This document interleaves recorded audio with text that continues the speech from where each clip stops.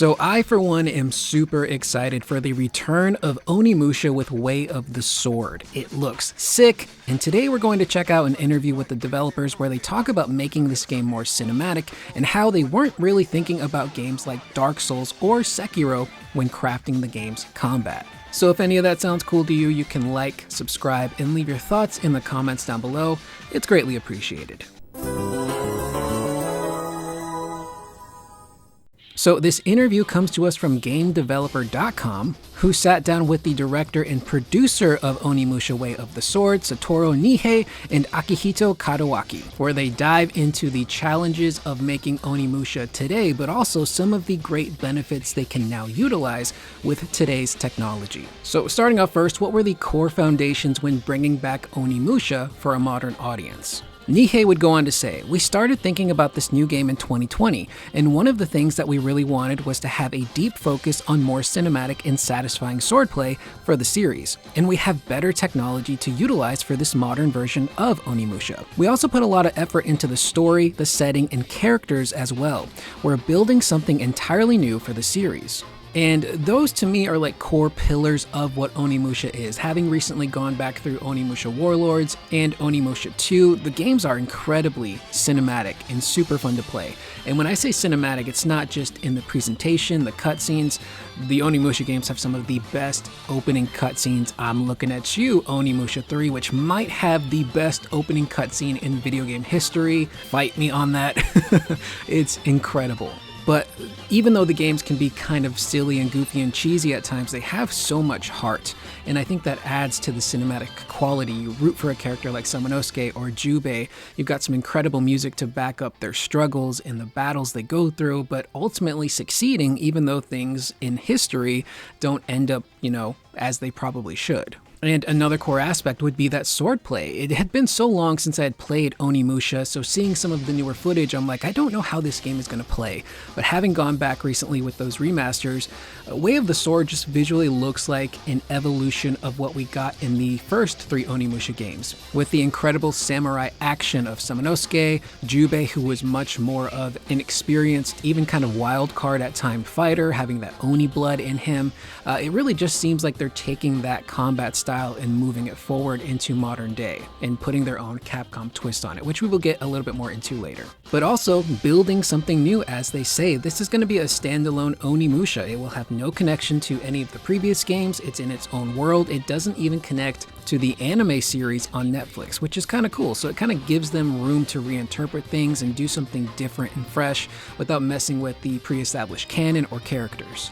Now, speaking of cinematics and RE engine, what kind of work did the devs put into the game's characters? Nihei would go on to say, "In terms of the cinematic feel and everything, we put a lot of effort into the facial capture for the characters. We paid a lot of attention to the wrinkles on the faces and different features of these characters, like when they scrunch up their faces and emotive details, especially during combat encounters. We really focused on the animation of combat and character expression, and the different types of terrain and the environment that the characters are in," which is something you see as a staple within Capcom games in particular. I'm looking at the Resident Evil games in RE engine.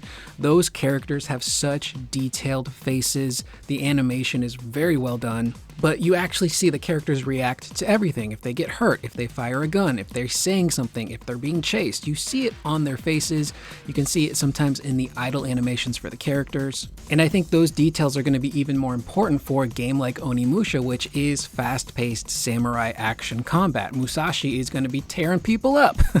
He's going to be getting his butt kicked. So you want to see those realistic animations. You want to hear the realistic sounds from the characters to make it feel more grounded.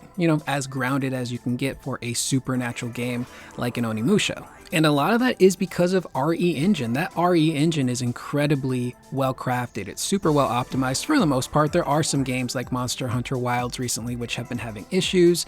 Games like Dragon's Dogma 2 kind of struggle with the open world stuff. But when you kind of keep a smaller scale game like a Resident Evil or now Onimusha, they tend to perform pretty well.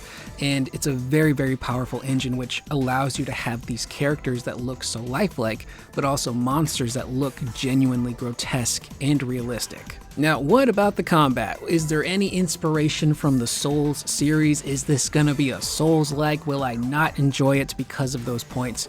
Turns out, No, which is pretty good. Nihei says, we didn't really pay attention to other action games like Dark Souls and Sekiro when we were developing our take on an Onimusha game. What was most important for us was how we brought the series and its ideas back in a compelling way. What truly makes an Onimusha game, and how can you utilize the latest technology to bring the charm and appeal of the series to modern gamers? Those questions were what was most important for us when we were building the game, which I love, and that's something that Capcom tends to do, is they don't really follow any other paths or copy people. They always have their own Capcom spin, an idea on something, whether it's Resident Evil, Monster Hunter, Street Fighter. They tend to lead the pack in those different genres and just do their own thing. And that's what truly sets Capcom apart, is that they don't just make games these days just to throw something out there. When it comes to Onimusha in particular, they mentioned in previous interviews that they had wanted to make this game for quite some time, but they didn't have the right people in place or the proper technology to do so. So they didn't want to just create something, throw it out there, whether it was half-assed or not, and then call it a day. They're actively thinking, okay, how can we take a franchise like Onimusha, which may not have been as big as Resident Evil, but still was beloved, had its fans, how do we bring that back in modern day and make it actually compelling? But also, how do you utilize the tech? And again, we see them utilizing RE Engine like crazy. This game looks gorgeous. The animations look incredible. Monsters look insane. Some of the stuff they're going to do with the Oni Gauntlet and the abilities of being able to reconfigure structures that were destroyed or use that Oni vision to kind of see echoes of the past, but also keep that charm. Again, like I mentioned towards the top of the video, Onimusha can be a little goofy. It can be a little silly and cheesy and hammy, but it's got so much heart. And how do you display all of that in a modern day setting? And so far, they seem to be doing a good job. Musashi seems like a very compelling character. He's an incredible swordsman, but he's a little bit of a character too. He runs away from battles where he knows he's outmatched. He might drink a little too much. He gets this gauntlet and is immediately like, I don't want it. How do I get this thing off of me? I rely on my skills. I don't want to rely on whatever this thing is. What's going on? And you see that personality of Musashi translate into the game's combat. Some of the stuff he can do by utilizing the environment, knocking enemies into torches, which then sends them into another enemy, which sets a group of demons on fire, flipping up tatami mats and using them as shields, throwing drapes and robes on enemies to blind them. It really seems like they're utilizing Musashi's personality and finding ways to incorporate that into the gameplay, which I always appreciate. Whenever the personality of a character is shown brightly in their gameplay, I very, very much appreciate it, which is one of the reasons why, Capcom has such great fighting games like Street Fighters. All these characters are so unique. They all have their personal fighting styles that match their personality. It just works. And again, I'm super excited to actually get my hands on this game and play it, because the combat of the original Onimushas is really satisfying. Blocking enemies at the right time, doing a parry, doing those really powerful Isen attacks where you can strike down one or two or groups of enemies if you time it just right and you're really good, which I was never really good at. But when you knocked it out of the park, it was so satisfying. So to see those mechanics return in a modern day setting, and it's not a Souls-like, is so refreshing to me. Again, I loved the Souls series back in the day, but I played them so much that I burned myself out. So I found myself not enjoying Souls games anymore, or Souls-likes. So to see that Onimusha is just going to be Onimusha, but polished and cleaned up and brought into modern day, is such a big relief.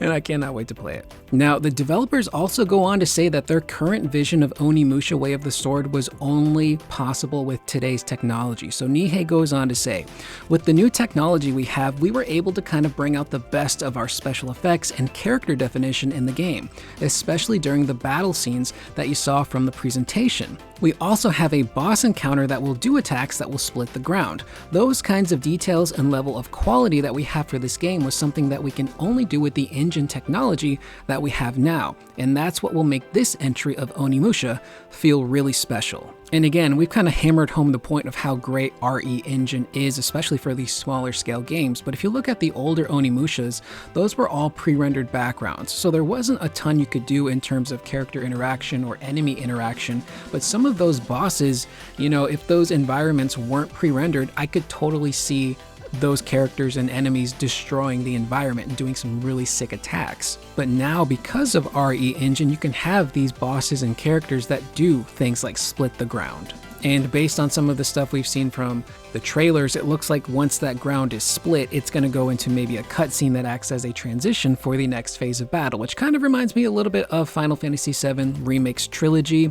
I really enjoy those boss battles, and I really love how each phase of the boss has a transition section where something big happens, the characters are either knocked back or the environment changes, and it shifts you into the next phase of the fight. I really love that.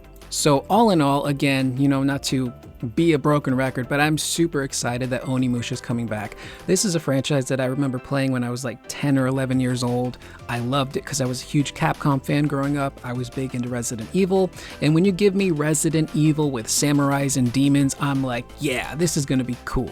And when this series went dormant, I thought, that's it. Onimusha is never coming back. It's not as popular of an IP as a Resident Evil or a Street Fighter or a Devil May Cry, which seemingly kind of replaced it for some period of time, so it's just gonna lie dormant and we'll never get a new one. The best we can hope for is maybe some remasters, which we've been getting, which I'm super happy about. But the fact that Onimusha is coming back, the fact that Capcom was thinking about bringing it back for quite some time, but they just didn't have the right tech or people in place, it's super reassuring, and it just kind of makes me wonder, what other games in their back catalog are they currently planning to bring back that we probably won't see for another 4 or 5 years, or even have revealed for another 4 or 5 years? There's some real gems in there.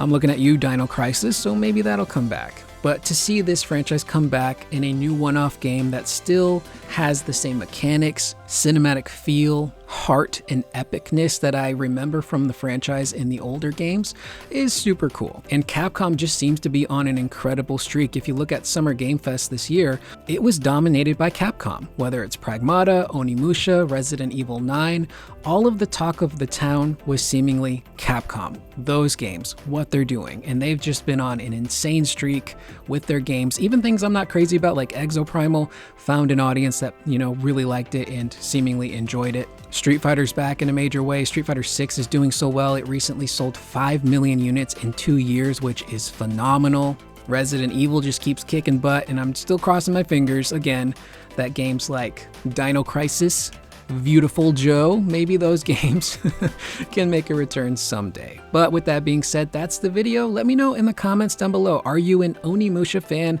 Are you excited for Way of the Sword? Are you maybe a little bit cautiously optimistic? Let me know in those comments down below. I am Curious Corduroy. I will see you guys in the next video. Please remember to always be excellent to one another.